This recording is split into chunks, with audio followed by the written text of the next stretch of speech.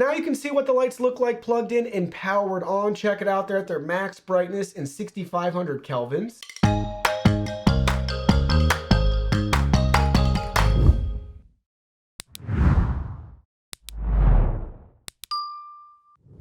Hey everyone, Tech Chef here. Today in this video, I'm going to be comparing the BenQ ScreenBar Plus with the BenQ ScreenBar Halo. I did receive both of these monitor lights to review, but any opinion expressed in this video is strictly my own. That being said, if you're interested in any of the products you see here, the links will be in the video description. You can see both lights right here look very similar. Now let's go ahead, let's compare them side by side and go over the similarities and differences. So looking at both lights up close, you can see they're very similar to each other in design. You can see though that the Halo is a larger light overall. We have more length and our base is wider as well. You also may notice there's a slight difference in colors as well. This one's more silvery, this one's more gray. You can also see with the BenQ logo and branding on both of them.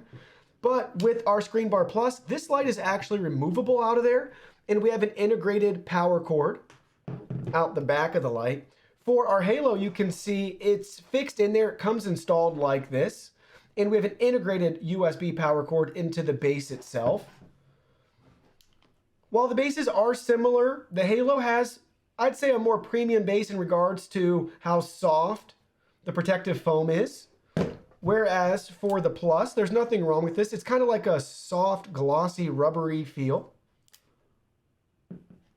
You also may notice we have a difference in controls as well. So they both are USB powered, but with our ScreenBar Plus, we have an integrated cable for our controls. And honestly, after using them both, it's really nice to have the wireless controls. Now let's go ahead, let's plug them both in and try them out. So now you guys can see what it looks like to have the lights installed on monitors. So to the left, we have the Halo on this beautiful BenQ 27-inch Mobius gaming monitor. To the right, we have our ScreenBar Plus on this 24-inch HP monitor. Very simple to get these installed. Plug in the USB cable and then just line it up on the monitor and let it rest in place. The counterweight on the back does a great job. I would say I like the Halo mount a little bit better. It seems to just be a little bit firmer and tighter than the ScreenBar Plus. But honestly, they're pretty similar to each other and you won't be disappointed. Side note, if you have a curved monitor, you're definitely going to want to go with the Halo because it comes with 2 extra pieces you can use to reconfigure this mount for a curved screen. Now, I've used the ScreenBar Plus on a curved screen as it is with no issues, but keep in mind if you do have a curved screen, it's worth getting the Halo so you can have those additional pieces to get an even better and proper fit. Now let's go ahead, let's turn off all the studio lights and try them out. Now you can see what the lights look like plugged in and powered on. Check it out, they're at their max brightness in 6500 kelvins. Now we can turn them down to shine more on the table and our monitor.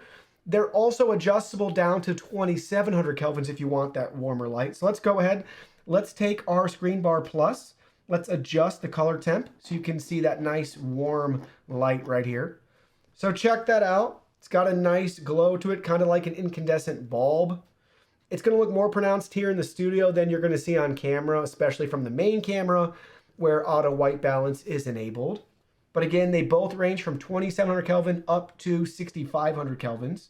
So let's turn this one back up and let's go ahead. Let's adjust the Halo now. Let's change that to the nice warm light. You can see how that looks. I really like this control because you can see, we can actually tell what level we're at, right? For brightness or for color temperature in real time. Whereas with the dedicated control with the hardwire and the physical buttons, we do not have any indicator letting us know where we're at. We just got to keep turning the knob until we're satisfied or it can't change anything else. Next up, let's go ahead. Let's adjust the brightness so you can see how dim they can get and how bright they can get. Very nice. Let's do it for the Halo as well. So we're at max brightness and now we're going to go ahead. We're going to bring it down.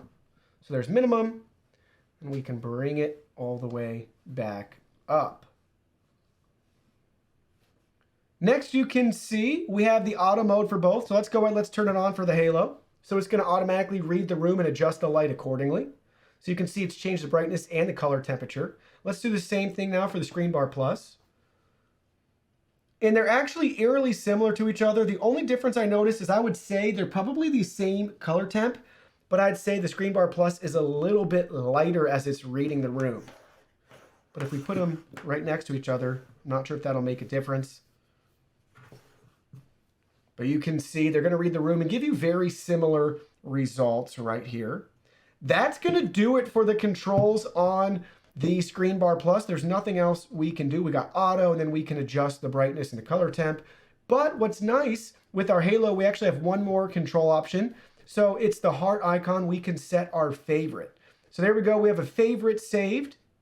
So you can see just that heart. And then if we want to change it to something else, we just hold down the heart and we can save it to its current settings. Really nice feature. If there's a light that you really like to use maybe at a certain time, you'll appreciate having that feature. So overall, they give you very similar controls, but we pick up the wireless no cable option with the Halo, and we pick up real-time indicators and touch buttons and lights, and the favorite option, where the other one right here, so for our ScreenBar Plus, we just have dedicated buttons. Personally, I like the dedicated buttons, I think, a little bit better than the touch buttons. Call me old school if you will, but I love not having the wire.